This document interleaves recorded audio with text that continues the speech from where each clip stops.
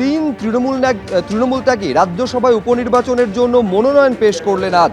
সুখেন্দু শেখর রায়, তার মধ্যে যেমন ছিলেন প্রকাশটিক বড়াইক, সুস্মিতা দেব, তারা আজকে মনোনয়ন জমা দিলেন। মনোনয়ন যখন জমা দিচ্ছেন তখন মুখ্যমন্ত্রী উপস্থিত বিজেপির রাজ্য সভাপতি। তাৎপর্যপূর্ণভাবে এই মনোনয়ন পেশের সময় মুখ্যমন্ত্রী সহ গোটা মন্ত্রিসভা উপস্থিত ছিল। এর আগেই হাজির হয়ে যান বিজেপি রাজ্য সভাপতি শ্রমিক ভট্টাচার্য। সবাইকে নিয়ে এই বৈঠক করায় মনে হয়েছে পরিবারের মধ্যে আছি, প্রতিক্রিয়া জানাচ্ছেন সুস্মিতা দেব।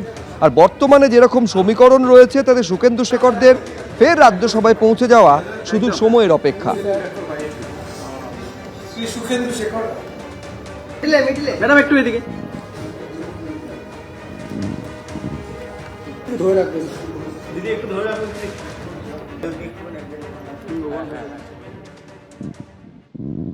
বিজেপি তৃণমূলীকরণ হবে না। নির্বাচনের আগে আমি যেমন বামেদের কাছে ভোট চেয়েছিলাম যে এই অচল অবস্থার অবসান করুন, তৃণমূল নামক এই হিংস্র জনগোষ্ঠীটাকে ক্ষমতা থেকে সরিয়ে দিন, তারপরে যে যার পতাকা তুলে নেবেন হাতে। তেমন তৃণমূলের উদ্দেশ্যেও বলেছিলাম যারা চাকরি বিক্রি করেননি, চাকরি কেনেননি, সিন্ডিকেটে অংশগ্রহণ করেননি, নিরাপরাধ মানুষকে রক্তাক্ত করে দেননি, যারা গণতান্ত্রিক ব্যবস্থাকে লুঠে বা মানুষের অধিকারগুলোকে বাজেয়াপ্ত করাতে অংশগ্রহণ করেননি, যারা বিপরীত পরিস্থিতিতে থেকে নিজেদের ঘাম রক্ত দিয়ে অপ্রাসঙ্গিক মমতা বন্দ্যোপাধ্যায়ের নাম দেওয়ালে লিখে থেকে প্রাসঙ্গিক রেখেছিলেন, তারা নিশ্চয়ই এই তৃণমূলের জন্য লড়াই করেননি। তৃণমূল হচ্ছে কুচকুচে সাদা আর ধবধবে কালো। তৃণমূল সম্পর্কে যত কম কথা বলা যায় ততই ভালো। তৃণমূল এখন নির্মূল।